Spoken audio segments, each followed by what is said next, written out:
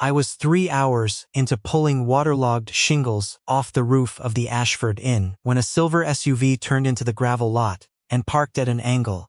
Like the driver hadn't decided whether they were staying or leaving. I didn't pay it much attention. The inn had been closed for 2 years. Hardly anybody drove down Millbrook Road unless they were lost or looking for the orchard stand that shut down every November.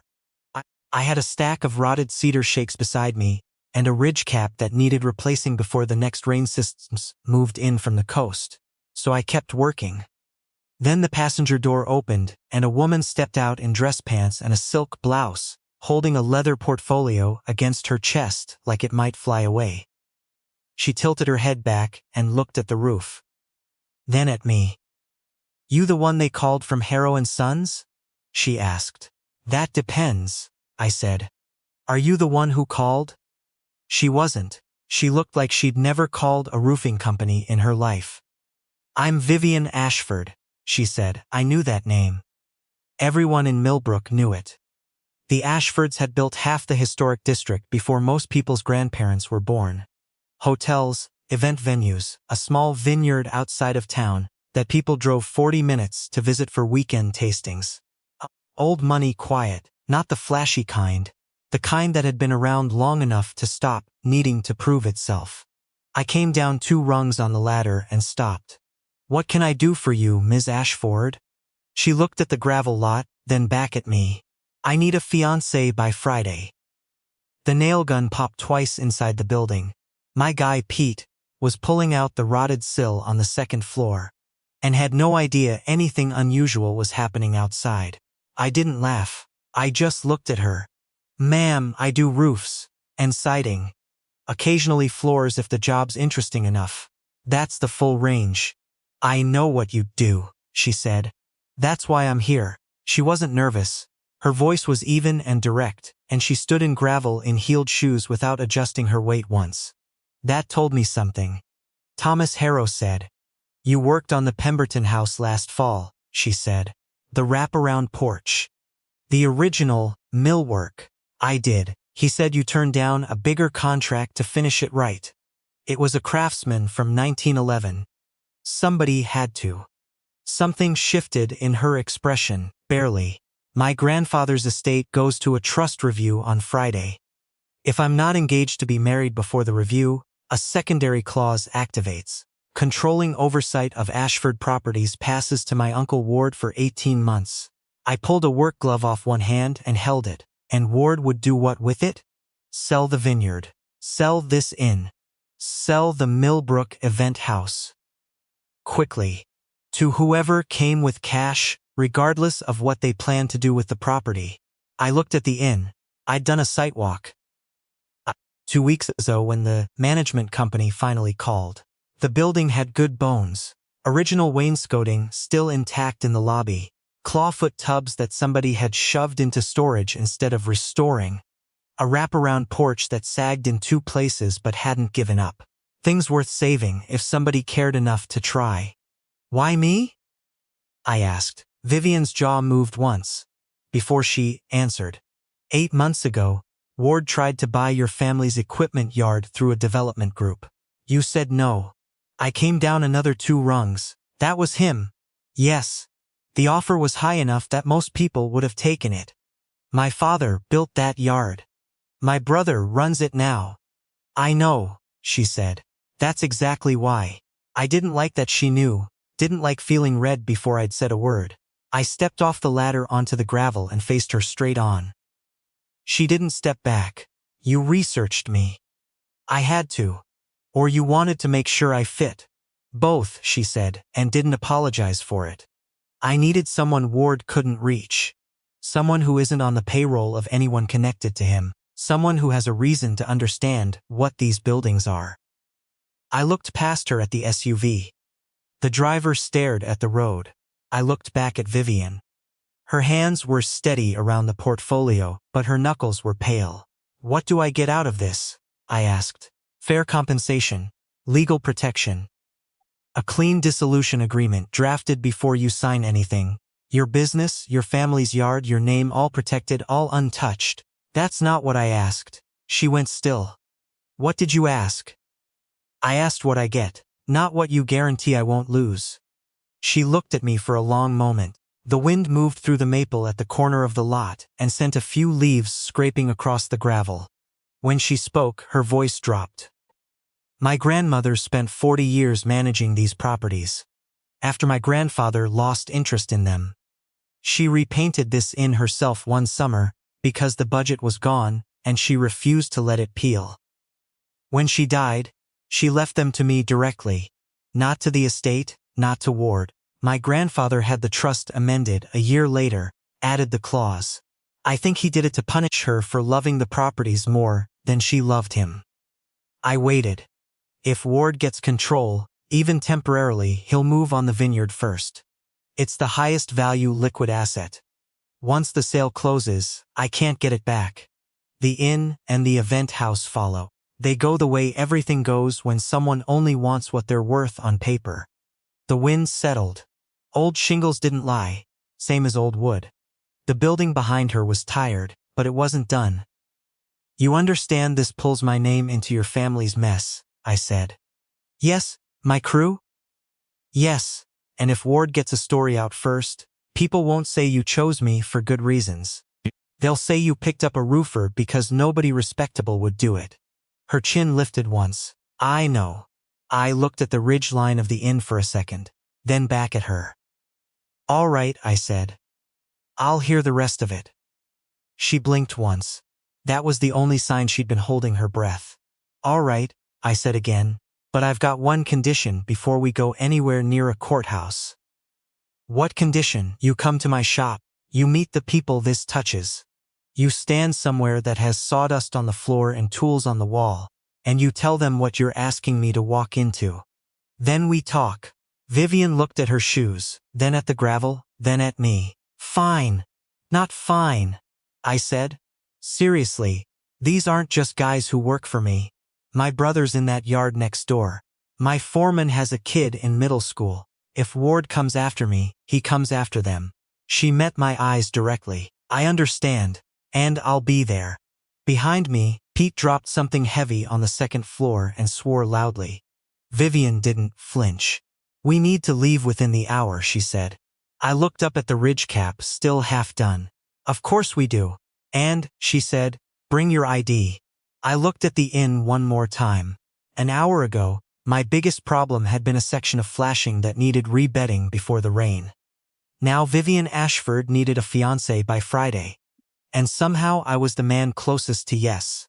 I told Pete I'd be back before end of day. He looked at the silver SUV, then at Vivian, then at me. I said nothing. He let it go, which was Pete's best quality. I had a clean shirt in the truck cab, kept there for client walkthroughs. I pulled it on and ran a hand through my hair and made it worse. I still had caulk on my left forearm and nothing to do about my boots except decide they were honest. Vivian was on the phone when I came around the front of the truck. She said, into the phone, I know the timing, Raymond. I've been managing the timing since Thursday. Then she saw me and hung up. Raymond? I said. My attorney. Does Raymond know about the roofer plan? He recommended against my wording. She opened the passenger door of the SUV herself. I got in the back behind the driver, and she slid in on the other side and handed me a sealed envelope before I could get settled. What's this? Independent legal review? Dissolution pathway? Asset protection clauses? Confidentiality agreement? Compensation terms? I looked at the envelope. That's either the least romantic thing anyone's ever handed me, or the most organized. It is neither, she said. It is a contract. Right. Got it from the dissolution pathway. She looked at me, like she wanted to say something and then decided not to waste the time. Raymond arranged an attorney for you. Someone who has never worked for the Ashford estate. She'll walk you through every page before you decide anything. Because Raymond told you to? Because I told Raymond to. She looked out the window.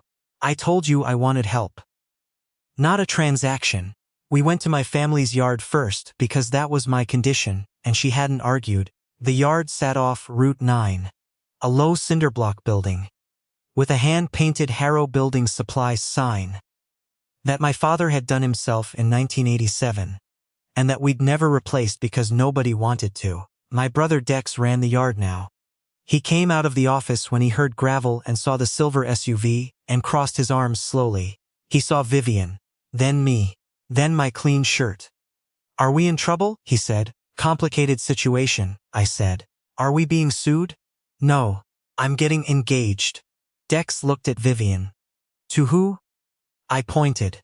She stepped forward. "Vivian Ashford's." Dex's expression didn't change fast. He was slow to give his face away, which was something we both got from our father. He looked at her coat, her portfolio, her shoes. Then at me. "You fall off that roof?" "Not today." Vivian took that without reacting. She stood there and let him look, which was the right move. Dex didn't respond well to people who oversold themselves. He came closer. "You the one with the estate thing? Ward Ashford's family?" "Ward is my uncle," she said. Dex nodded slowly. "He's the one who wanted this yard." "Yes." He was quiet for a moment. Then he looked at me. "You sure about this?" "Not even a little," I said. "But I'm going." Dex turned back to Vivian. "If this goes bad, my brother's the one who gets the noise. You understand that?" "Yes," she said. "Not just noise from reporters. Ward's people play rough. Last year, they got a contractor dropped from the county bidding list because he testified against one of their zoning appeals." Vivian met his eyes. "I understand. I wouldn't have come here if I thought he'd be exposed without protection." Dex looked at her for another moment. Then he nodded once, the same nod my father used when something was settled. He went back inside without another word. I walked Vivian through the yard quickly. Parts bins, lumber racks, the flatbed my brother had bought used and repainted twice. 3 guys in the back loading a trailer. One of them, a man named Hicks, who'd worked with my father before me, looked up and gave Vivian the kind of steady look that meant he was already making up his mind. "This is the whole operation," I said. "These are the people who catch the fallout if Ward decides to make noise." Vivian walked slowly, and she looked at everything. Not the way some people look, impatient, waiting to be done. She actually looked. "Your father started this?" she asked. "In '87. He ran it until his knees gave out. Dex took over 5 years ago." She was quiet. Then she said, "My grandmother would have liked this place." I didn't answer that, because it hit closer than I expected. At 11 o'clock, I was sitting across from an attorney named Ms. Caldwell in a rented office on the 2nd floor of a building downtown. She had reading glasses on a cord and the expression of someone who had sorted out worse messes than this before noon. She walked me through every line. Vivian sat in the hallway outside the glass partition and looked at her phone and did not try to listen. "You understand this is not a standard arrangement," Ms. Caldwell said. "I picked that up on my own. You also understand that it is entirely legal, provided both parties enter with clear understanding and documented consent." "I do understand that." She looked at my hands. At the caulk still on my arm. "You seem calm." "I grew up in a building supply yard," I said. "You get calm, or you get loud. Loud doesn't close jobs." She almost smiled. "Sign here, and initial here." By 12:30 we were at the county courthouse. No flowers, no family, no music. Just Vivian's attorney, my attorney, a clerk with a lanyard, and a bored expression, and a judge who read everything twice, and asked if we both understood the legal nature of what we were entering. "Yes," Vivian said. "Apparently," I said. The judge looked over his glasses at me. I straightened. "Yes, sir." Vivian's mouth moved once. It wasn't quite a smile. It was the start of one. Then the rings. She hadn't thought about them, I could tell by the way she went still. Raymond leaned in and whispered something, and she gave him the kind of look that ends conversations. I reached into my jacket pocket. My father's ring was there, plain gold, worn down at the bottom from 30 years on his hand.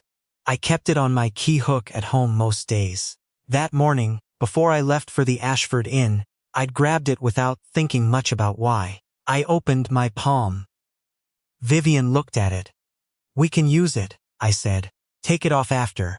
She nodded, but her fingers weren't steady when she reached for it. When she slid it onto my finger, she took an extra second to let go. I looked at her. For one moment, the clerk's phone ringing in the background, and the sound of the elevator down the hall dropped away completely. It wasn't love. It wasn't even trust. Not yet. But it was weight. My father's ring on my hand, her fingers leaving mine. And something in Vivian's expression that said she understood. This had become real in a way a folder full of legal documents couldn't be. The judge said.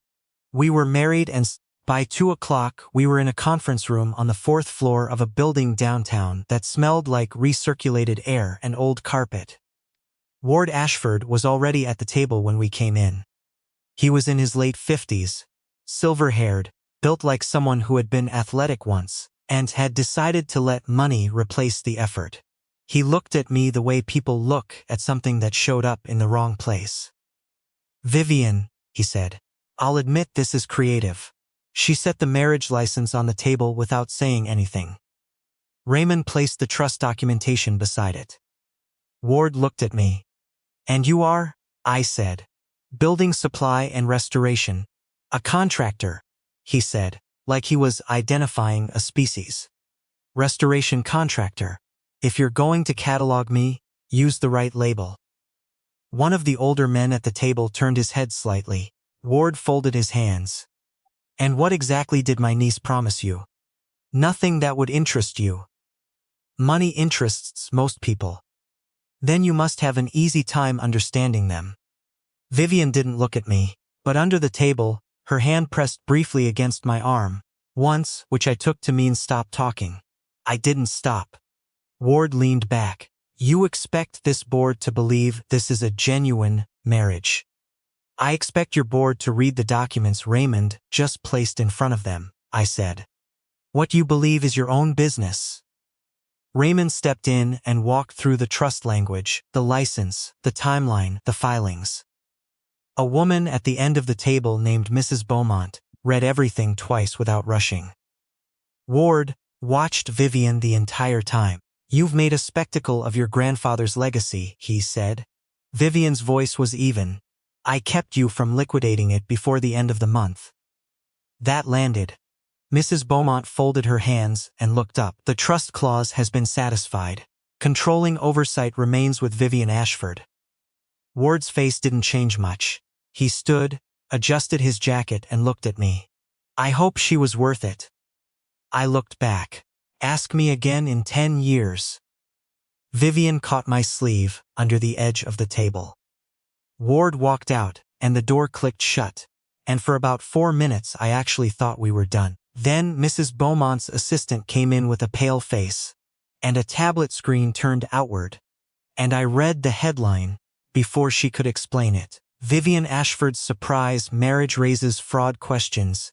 Source close to family speaks out. Vivian looked at it. "Ward," she said. Outside the conference room windows, a news van had parked across the street. Her phone lit up, then Raymond's. Then a board member's assistant appeared in the doorway with the expression of someone who had been handed a fire and told to carry it carefully. Vivian stood very still. I knew that look. It was the same way a roof ridge looked before it decided whether to hold or give. I picked up the license from the table and her portfolio and held them out to her. "You needed a fiancé by Friday," I said. She looked at me. "Pack a bag for my place," I told her. She arrived at my house at 8:30 that night with a rolling suitcase, 2 tote bags, a garment bag over one shoulder, and the expression of someone who had been managing a crisis since 2 in the afternoon, and had just now reached the last rung of the ladder. My house was behind the supply yard, connected by a gravel path and a gate that stuck in damp weather. It was the house my parents had bought when my brother and I were small, and that I'd ended up with when I was the one who stayed in Millbrook. 2 bedrooms, a covered porch with a swing nobody used, a kitchen table my mother had painted blue and that I'd never changed, and a ceiling fan that rattled if you ran it, above medium. Vivian stepped inside and took it in. She didn't say anything for a moment. Small, she finally said. I set her rolling bag against the wall. Great opening. She caught herself. I didn't mean, you did, I said. But that's all right. Honest is fine. I pointed down the hall. Guest rooms on the left. Windows painted shut on one side. Closet latch is broken, you have to push it up and in. There's a space heater under the bed if you need it, and a fan on the dresser that's quieter than it looks. She looked at me for a second. You really are something as a host. I've never hosted a wife before, I said. I'm improvising. The first week felt like moving weather indoors and asking it to sit politely. Vivian had calls before 7 in the morning and emails that needed answering before most people had coffee. Raymond called twice a day. Ward's name showed up in texts and headlines, and eventually in a letter that got hand-delivered to the supply yard, which made Dex call me, which made Pete call me to ask if we were still doing the Ashford Inn job, or if things were too complicated. I told him we were still doing it. He sounded relieved. At night, Vivian spread files across my blue kitchen table in neat stacks, and I ate dinner from a container on the other side of them, and we didn't talk much the first few days. She slept in the guest room. I slept badly in mine. Nothing happened the way you'd imagine if you read the headlines. No candles, no slow conversation over a nice bottle of wine. Mostly it was me tripping over her garment bag in the hallway and her finding the cabinet where I kept the coffee and discovering that my machine had a clog in the filter basket that I'd been working around for a month. This is why it tastes like that, she said one morning. I know what it tastes like, I said, and you kept using it. It still works. She gave me the look she gave Raymond when he said something she disagreed with. Then she fixed it. She had the clog out in 4 minutes with a toothpick and a cup of hot water, and the next pot was legitimately better. And she never said a word about it, which was the right move. Small things changed. She started putting her shoes on the mat by the back door instead of the front hallway, because she'd noticed that's where I came in and out. I started making sure there was a second cup ready in the mornings, because she was always up before me, and I stopped pretending she wasn't. One night, I came in from a late site check and found her standing on a chair in the guest room pushing at the painted shut window with both hands. What are you doing? I said, trying to open this window. You're pushing the wrong side. It doesn't slide, it cranks. I have been pushing it for 10 minutes. I see that. Don't, she said, which meant don't make a joke about it. So I didn't. I stepped up beside the chair and showed her where the crank handle was, half hidden behind the curtain. It turned with some resistance, and the window swung out about 6 inches, and the room immediately smelled better. Vivian looked at the opening like it had been unreasonable on purpose. I'll properly fix it this weekend, I said. You said that 3 days ago about the porch step. I've been publicly married. It slows projects down. She looked at me over her shoulder, and for once, she laughed. It was quick and quiet and real, and I wasn't expecting it. The next morning she brought coffee to the supply yard for the whole crew. Not the fancy kind, the regular kind from the diner on Route 9, in a cardboard carrier, with names written on the cups, because she had asked Dex the day before, and remembered everyone. Hicks stood there holding his cup and looked at the name on it, and then looked at me. He didn't say anything, but the way he went back to work said enough. Dix found me by the lumber rack an hour later. He handed me a cup that still had her handwriting on it. She know who everyone is, he said. She pays attention, I said. He nodded. She's not what I thought. What did you think? Rich trouble that wouldn't last a week. She's still rich trouble, I said. Yeah, Dex said, but she listens. A few days after that, I took her through the Ashford Inn properly. Not a sight walk, a real walkthrough. The place smelled like standing water and old plaster, and the particular kind of stillness that empty buildings get when they've been waiting for someone to come back to them. I walked her through, room by room, pointing out what I actually saw. This baseboard is original, I told her. Someone painted over it 6 times and called it updated. Strip it back, it's fine. That wall, there, near the bathroom. Water's been getting behind the tile since somebody caulked over a bad pan instead of fixing the pan. That's not a cosmetic issue. You leave that. You lose the subfloor. She walked beside me and listened the way people listen when they actually need to know something. At the staircase, she stopped. The banister had been wrapped in grip tape by someone who thought it was safer that way. I peeled back a corner. Solid oak underneath, original turned newel, still sound. Whoever grip taped this was trying to hide it, she said. Or didn't know what they had, I said. Both happen. She was quiet a moment. Then, how do you know which is which? If they hid the good parts too, they knew. If they just covered everything the same, they didn't. She looked at the newel post. Which one here? I looked at the baseboards, the window frames, the places where shortcuts had been taken. They knew some of it, I said. Not all. Vivian ran her hand along the banister. She had that look on her face again, the one I couldn't quite read. What? I asked. My grandmother used to sit on the bottom step here when the inn was busy, she said. She said it was the only place nobody looked for her. I didn't answer right away. We stood there for a moment in the quiet and the smell of old plaster, and that felt like the right amount. On the walk back through the lobby, I said, sloppy restoration is just demolition with better lighting. Vivian stopped walking. Say that again. I repeated it. She looked at me for a long moment.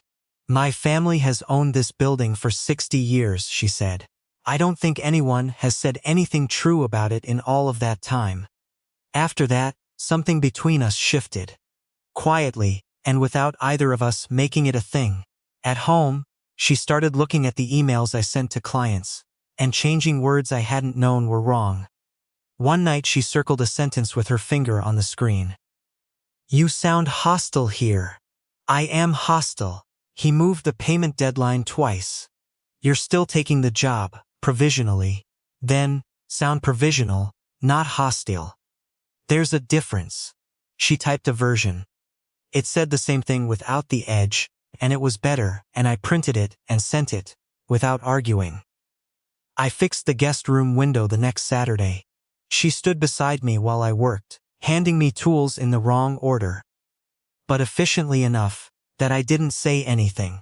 When I finished and the window cranked open smooth and full, she stood there and worked it back and forth, 3 times, slowly, like she was making sure it wasn't going to change its mind. Ward made another move 6 weeks in.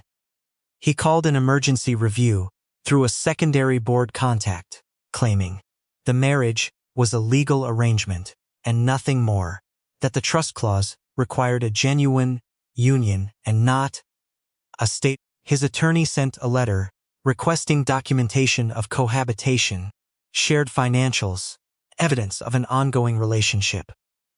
Raymond called before I was dressed that morning. Vivian was already on the phone in the kitchen, standing at the counter in socks and a flannel shirt she'd borrowed from the hook by the back door because she'd left her robe in the guest room. And she was telling Raymond what documents he already had, and which ones he needed to get. I poured coffee and put hers beside her without interrupting. She glanced over. It was a small thing. She glanced over the way you glance at something you've gotten used to and didn't realize you'd been counting on. The review meeting was held downtown, Reverie. Same as the first time, different floor. Ward was there with 2 attorneys and the expression of a man who believed he'd found the gap. His attorney asked the questions carefully. Where do you reside? How are household expenses managed? Can you describe a typical evening at home? Vivian answered first. Then the attorney turned to me. Mr. Harrow, can you describe a typical morning in your household? I thought about it for a second. She fixes the coffee machine when it clogs, I said. I pull the morning shift on the porch because she has calls and I don't mind the cold. She borrows the flannel from the hook by the back door because she left her robe in the guest room when she moved in, and hasn't gotten around to moving it closer. I don't say anything about that because it seems like it matters that she reaches for something of mine and doesn't ask first. She corrects my client emails and pretends she's just improving the business. I fix things in the house in the wrong order, meaning the useful things after the things she stopped complaining about. The room was quiet for a moment. Ward's lead attorney looked at his notes, and then at Ward. Mrs. Beaumont had both hands folded on the table and was looking at the middle distance with the expression of someone doing arithmetic. Ward said, "This is a performance." "I didn't practice any of that," I said. "You can tell by how long it took."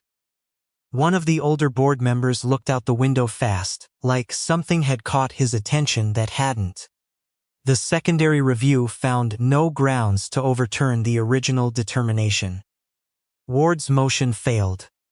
Mrs. Beaumont thanked everyone for their time in a tone that made it clear she had better things to do. Vivian and I ended up in the stairwell afterward because it was the one place nobody else was standing. Raymond had gone to get the car. Ward's team was in the elevator. She leaned against the wall and looked at the floor. "You didn't have to make it sound real," she said. "I didn't make it sound like anything," I said. "I described a Tuesday." She looked up. There was no board table between us, no attorneys within 10 feet, no press outside, at least not this door. "Owen," she said, quietly. I had not heard her say my name that way before. She pushed off the wall and stepped close, and put one hand against my chest and kissed me. It wasn't a performance. It wasn't for Ward or the board or the trust clause. It was for a Tuesday morning, with the window fixed and coffee on the counter, and her reaching for the flannel on the hook without asking. When she pulled back, she kept her hand where it was for one more second. "We should go," I said. "Yes," she said, and didn't move right away. On the ride back, she sat in my truck instead of Raymond's car. Her shoulder was close to mine at every red light. When we got home, she set her portfolio on the kitchen table and stood there, and I hung my shy jacket over the chair, and neither of us filled the silence right away. "I don't want to rush this just because a courthouse got there first," I said. Her face changed, softened in the way she never let it in a meeting. "I was hoping you'd say that," she said. "I've had enough things decided for me this year." So we moved slowly, and it was right. She stayed in the guest room a while longer. I still made imperfect coffee. She still corrected my emails and called it business improvement, but she started saying goodnight before she went down the hall. And I started listening for her car when she came home late from meetings, and I felt something settle when I heard the gravel. Ward made 2 more moves over the next month. Both failed. The board had seen enough, and Mrs. Beaumont had the patience of someone who had outlasted decades of family disputes. The trust clause was satisfied, reviewed, challenged, and satisfied again. The vineyard stayed off the market. The inn stayed in the family. The Millbrook event house stayed standing. One evening in late October, I came home from a job in the next county and found Vivian at the kitchen table, with no files in front of her. Just one folder. She'd changed out of her work clothes into jeans and a gray crew neck I didn't recognize as mine. All I saw hair building supply lettering, faded across the chest. "Ace it." Her face was the calm she used when she'd already gotten through something difficult somewhere else and was presenting me with the clean's version. "What's that?" I asked, even though I knew. She pushed it toward me. Annulment paperwork. I didn't sit down. The ceiling fan clicked overhead. "Raymond reviewed everything," she said. "I had an outside attorney go through it too. Someone Ward has no connection to. Your business, the yard, your brother, all protected. No public statement unless you want one. No penalties, no delays. The timeline is clean." I looked at the folder. "You rehearsed that," I said. "Yes." "How many times?" She looked at the table. "More than once." I pulled out the chair and sat across from her. She kept going. "The trust clause is satisfied." Ward's challenges are exhausted. The board is stable. You did what I asked and more than I had any right to expect. I don't want you staying because you started something and feel like you have to finish it. I watched her hold herself very still. That was Vivian. Always delivering the clean version of the hard thing. You think that's what I'm doing? I asked. I think you're a man who keeps his commitments, she said. And I think sometimes that's its own kind of pressure. That hit somewhere I wasn't expecting. I opened the folder. First page. Names, dates, legal terms. A clear path out of something that had become anything but clear. My father's ring caught the light when I turned the page. Vivian saw me see it. You can keep wearing it, she said quickly. Or not. I didn't mean. I closed the folder and pushed it back across the table. No, I said. She went still. No, I said again. Owen, you walked onto a job site and asked me for the truth. I said. Before I said yes to any of it, that's what I asked for from you. The whole story, the ugly parts, the parts you left out. You gave me that. She didn't say anything. So here's mine, I said. I don't want out. I don't want my side of the table back. I don't want coffee alone in the morning. I don't want to hear about the inn from a management report. I don't want to fix things in this house and not have someone ask why I did them in the wrong order. I don't want to take this ring off and pretend it was a tool we used and returned when the job was done. Her eyes went bright. I was trying to be fair to you, she said quietly. I know, but fair isn't the same thing as honest. Write in the comments, was Vivian right to give me the way out? Or should she have trusted that I already knew what I was choosing?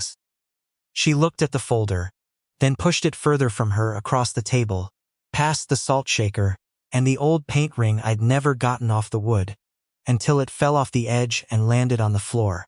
She didn't pick it up. I don't want out, either, she said. That was when it ended.